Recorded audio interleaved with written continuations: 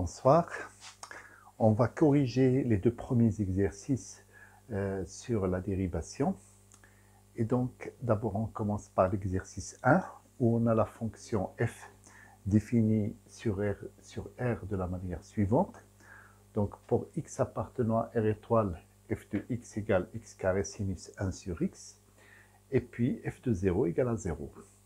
Et donc, la première question, il faut montrer que f est de classe C infini sur R étoile.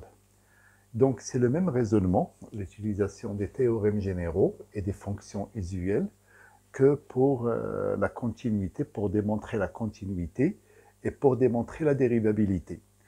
Je dis les fonctions, c'est-à-dire je vais regarder toutes les fonctions qui constituent la fonction f, les fonctions.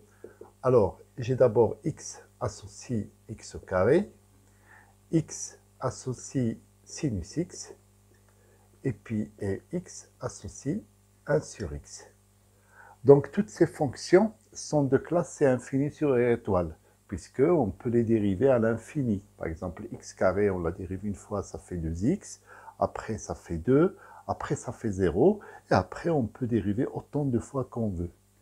Sinus x, c'est la même chose. On peut la dériver à n'importe quel ordre, c'est toujours possible, c'est toujours faisable. Et puis 1 sur x, c'est la même chose. D'ailleurs, c'est ce qu'on avait vu dans le paragraphe sur les dérivées successives. Et donc, je dis ces fonctions sont de classe C infini sur R étoile. Et donc, quelle opération on a fait sur ces fonctions? Il y a d'abord le produit et il y a la composition. Donc, par produit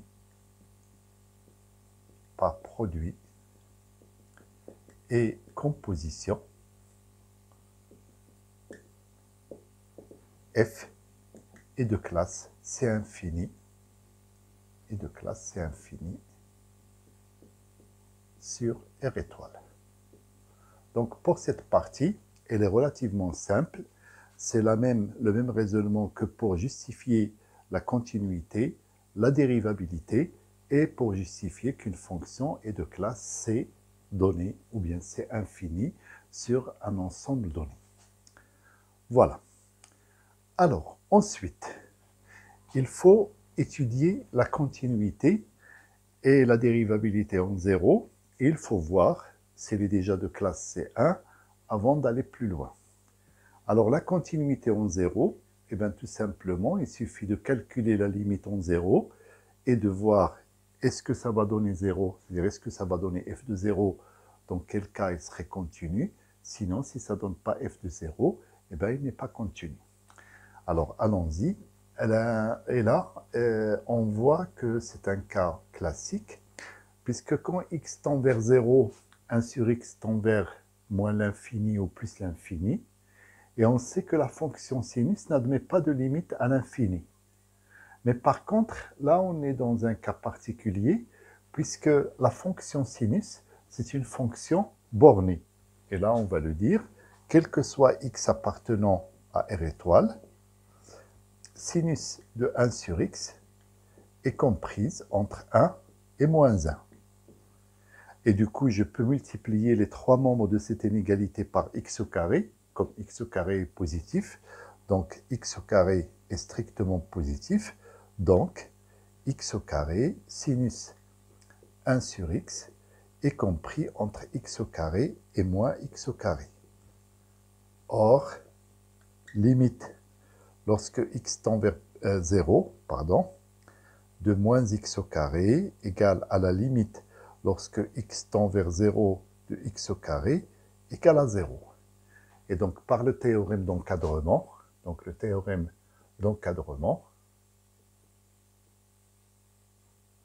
indique que la limite lorsque x tend vers 0 de f de x est égale à 0 et qui est égale à f de 0. Donc, f est continu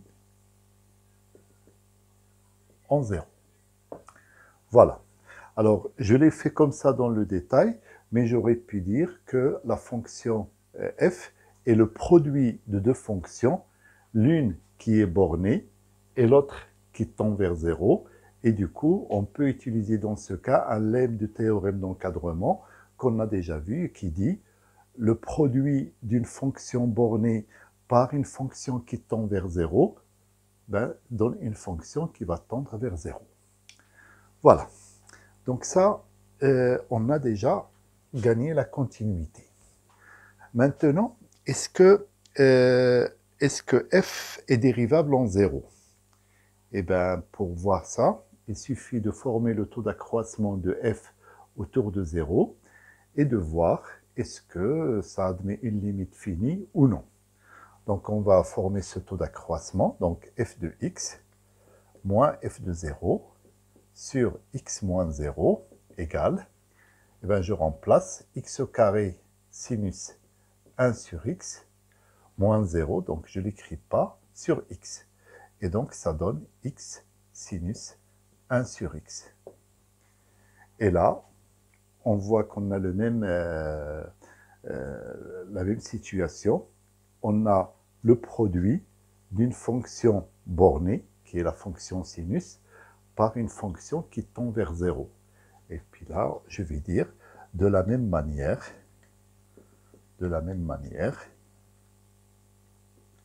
on a limite lorsque x tend vers 0 de x sinus 1 sur x est égal à 0.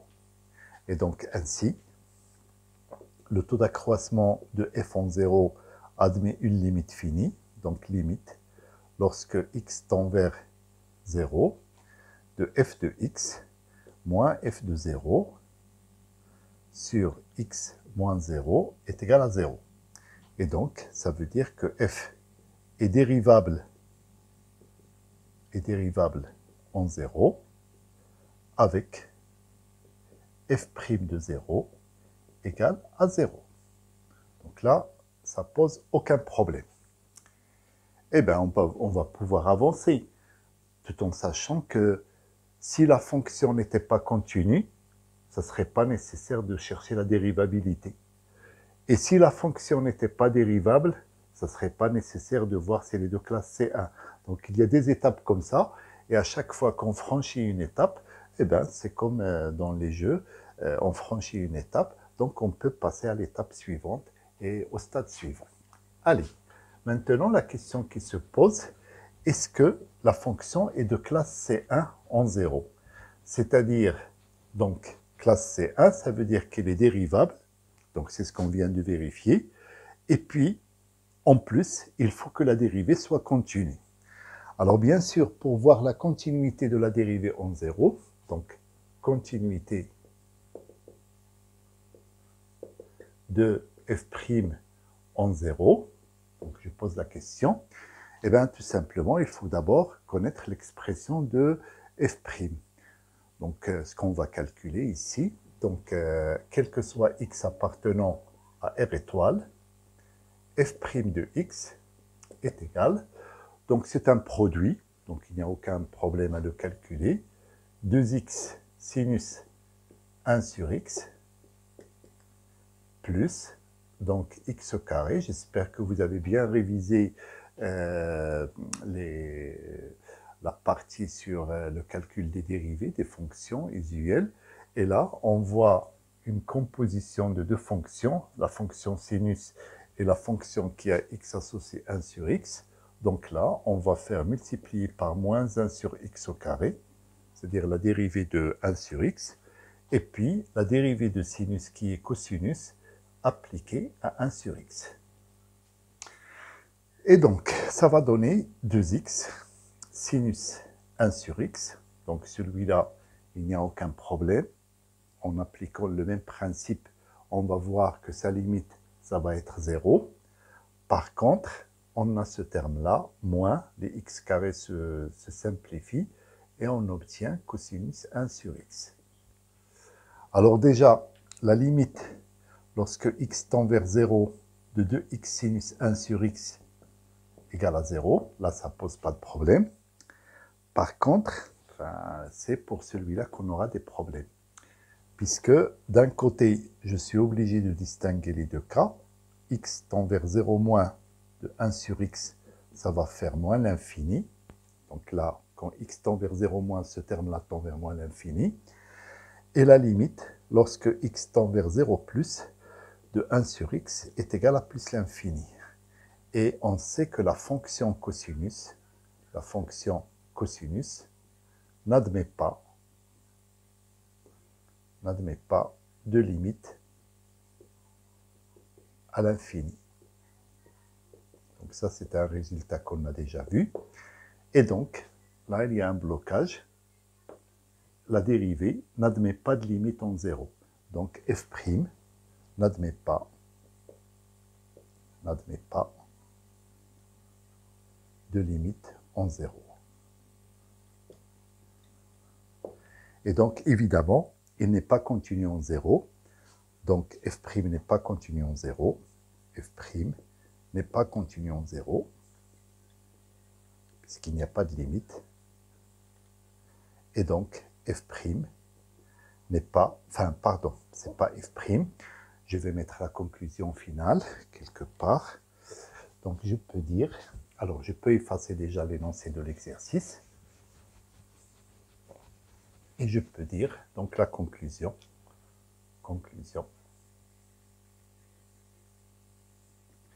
F est dérivable en 0, et donc ça sous-entend qu'elle est continue, puisque la dérivabilité entraîne la continuité, ou bien implique la continuité, dérivable en 0, mais par contre, f n'est pas de classe C1 en 0. Voilà la conclusion de cet exercice. Donc vous voyez, faites attention, être de classe C1 implique que c'est dérivable, mais la réciproque est fausse. Une fonction qui est dérivable n'est pas nécessairement de classe C1. Et si on remonte un petit peu, ça sera la même chose pour la dérivabilité et la continuité.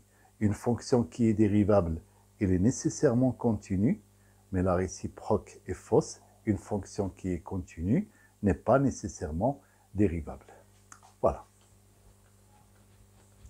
Alors, on va passer au deuxième exercice, qui est de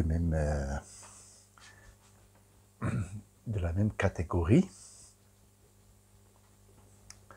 Alors, cette fois-ci, on a la fonction qui est définie de cette manière sur 0 plus l'infini, c'est-à-dire x appartient à 0 ouvert plus l'infini.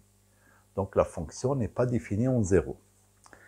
Alors, d'abord, on va commencer par écrire autrement la fonction. Donc, je vais dire que quel que soit x appartenant à 0 plus l'infini, f de x égale, donc c'est exponentielle x ln de 1 plus 1 sur x. Voilà. Et là, se pose la question de la dérivabilité sur 0 plus l'infini. Eh bien, c'est le même principe que tout à l'heure. Les fonctions. Alors, x associe x, x associe exponentielle de x associe ln de x, et x associe 1 plus 1 sur x. Donc, toutes ces fonctions sont dérivables sur 0 plus l'infini. Donc, sont dérivables sur 0 plus l'infini. Alors là, il faut faire attention, il y a un petit détail qu'il ne faut pas négliger, c'est que ici, la fonction logarithme népérien, vous l'appliquez, enfin, vous faites la composition de la fonction logarithme népérien avec cette fonction-là. Donc, il faut vérifier, avant de continuer, que une fois que vous avez appliqué cette fonction sur x, vous restez toujours dans le domaine de définition de la fonction, enfin le domaine de définition, de continuité et de dérivabilité de la fonction logarithme népérien. Mais là, c'est évident, mais il faut quand même le souligner. Donc, en plus,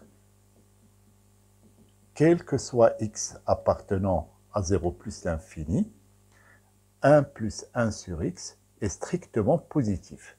Donc, c'est vrai que justifier qu'une fonction comme ça, constituée avec des fonctions usuelles, justifier qu'il est continu ou qu'il est dérivable ou qu'il est de classe Cn ou de classe C infinie, généralement c'est relativement simple.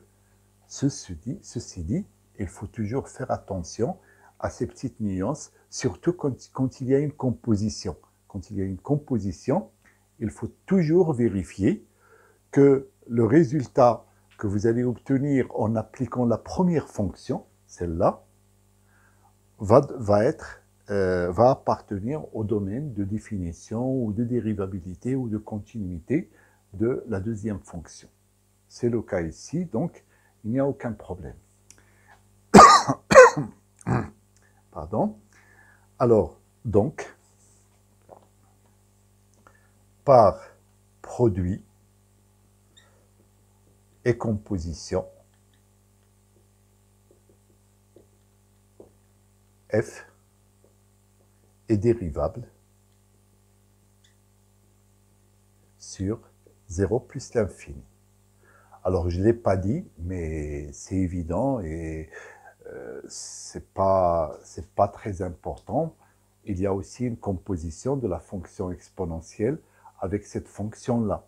Mais là, il n'y a aucun problème parce que la fonction exponentielle, elle est définie sur R.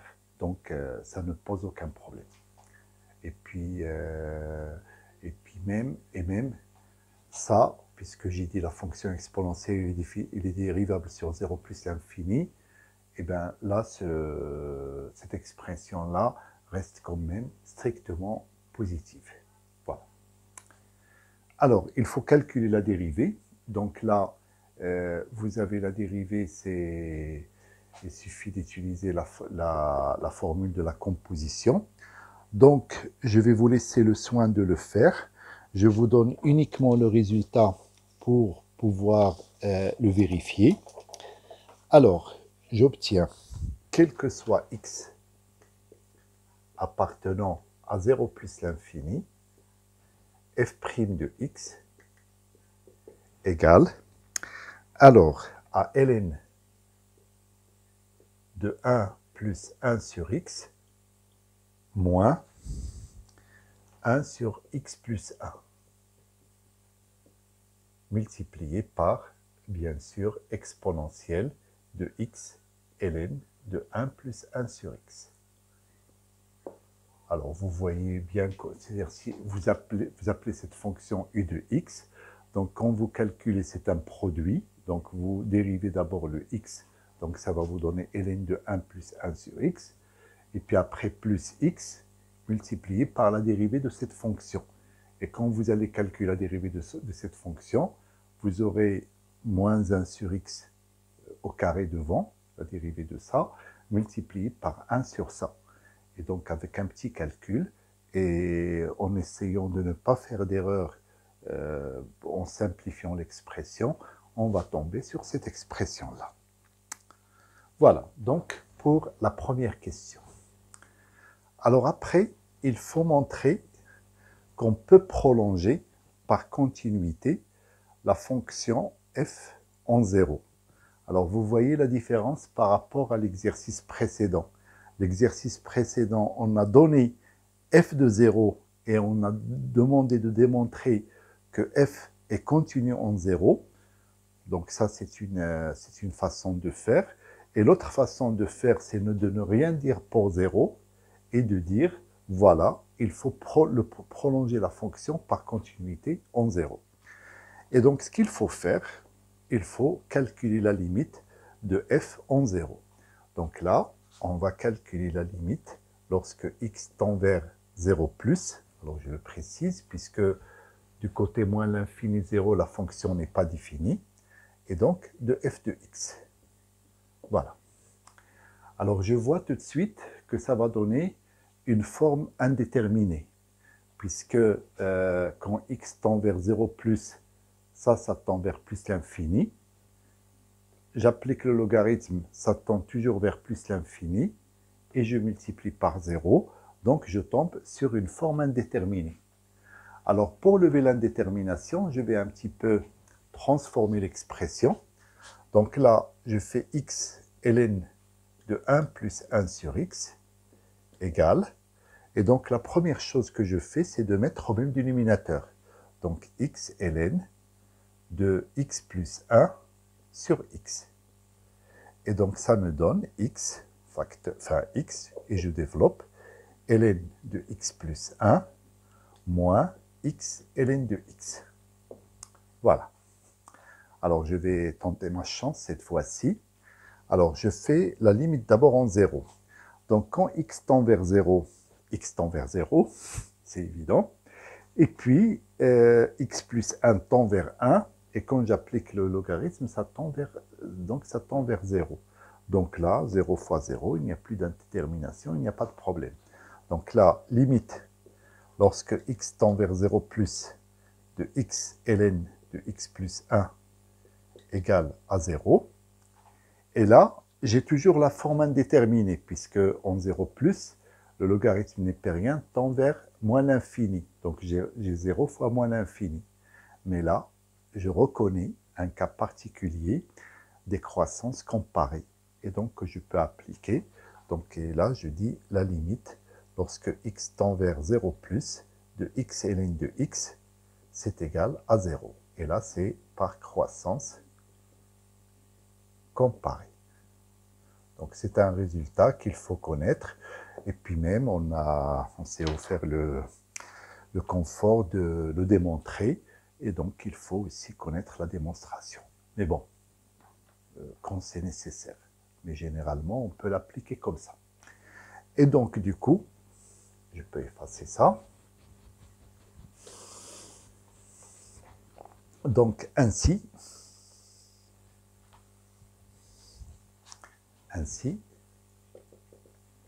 la limite, lorsque x tend vers 0 plus, de x ln de 1 plus 1 sur x est égal à 0. Et donc, en composant avec la fonction exponentielle, donc par composition,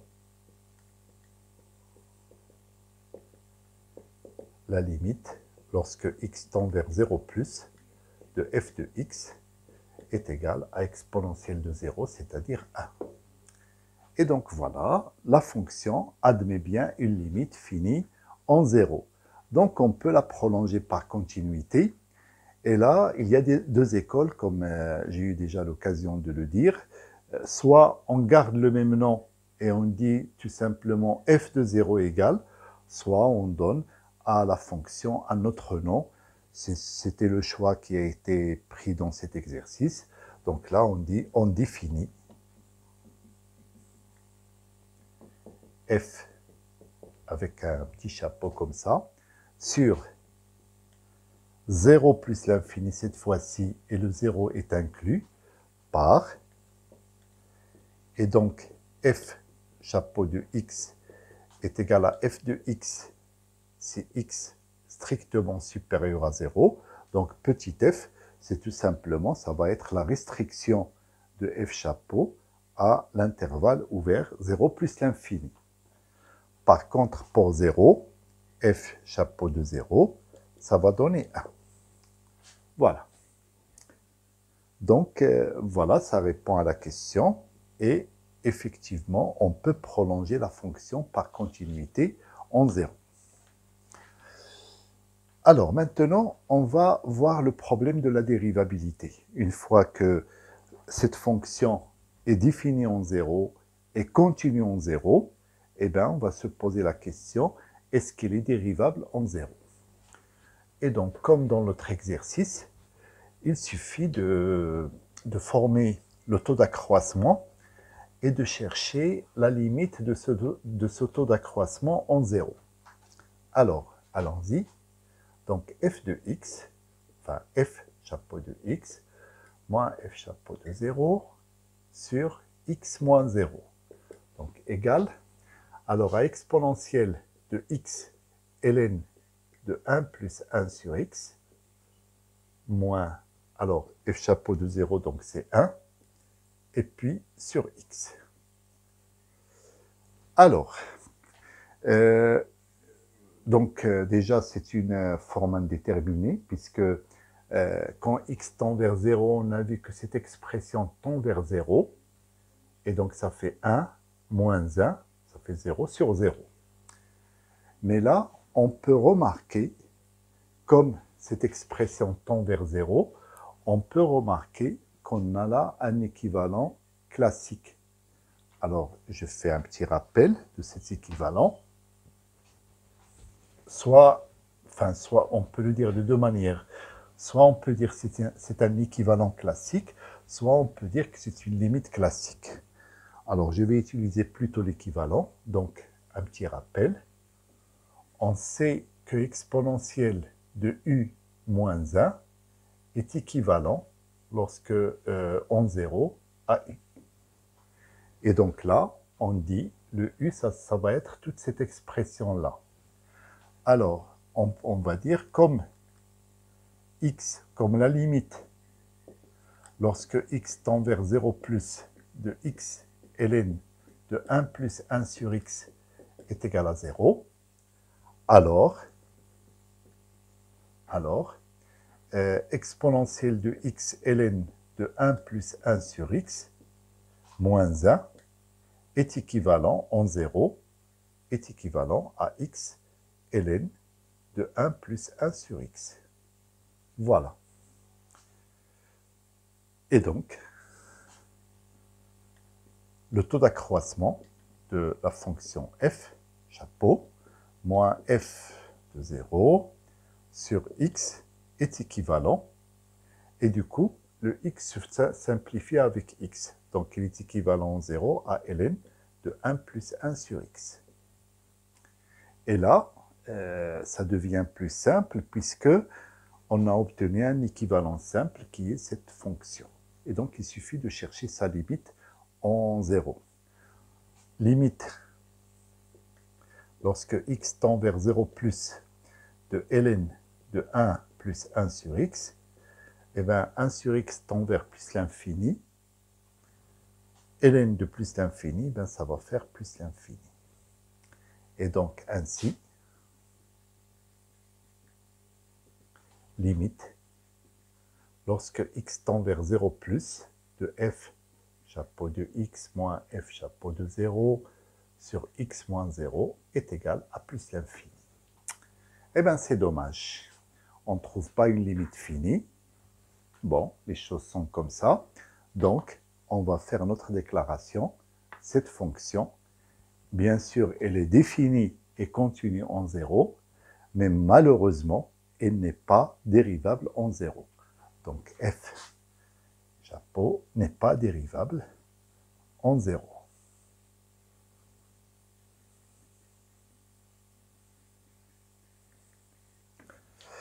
Alors, c'est l'occasion de dire qu'est-ce que ça signifie graphiquement, puisque quand la fonction est dérivable et donne un nombre fini, ce nombre graphiquement nous donne le coefficient directeur de la tangente au point en question. Ici, quand on a une limite comme ça qui est l'infini, et bien dans ce cas, on dit graphiquement qu'on a une demi-tangente verticale. Donc, CF admet une demi-tangente. Alors, pourquoi demi? Parce que du côté moins l'infini 0, la fonction n'est pas définie. Donc, une demi-tangente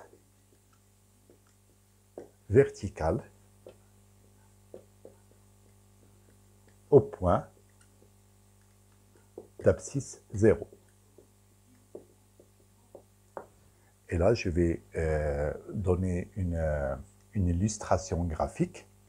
Donc là, vous avez notre repère, vous avez le point O, vous avez I, vous avez J, le repère. Donc là, je prolonge un petit peu ça. Donc ici, F de 0, c'est 1. Et là, j'aurai une demi-tangente verticale, c'est-à-dire, c'est le rouge. Je vais le mettre en rouge, c'est mieux pour mieux le voir. Donc là, j'aurai une demi-tangente verticale, comme ça. Et là, quand je trace la courbe représentative de f, bien sûr, ça va démarrer à partir de ce point, et puis ça va faire comme ça et ça va partir. Donc c'est un décollage vertical de la courbe. Voilà.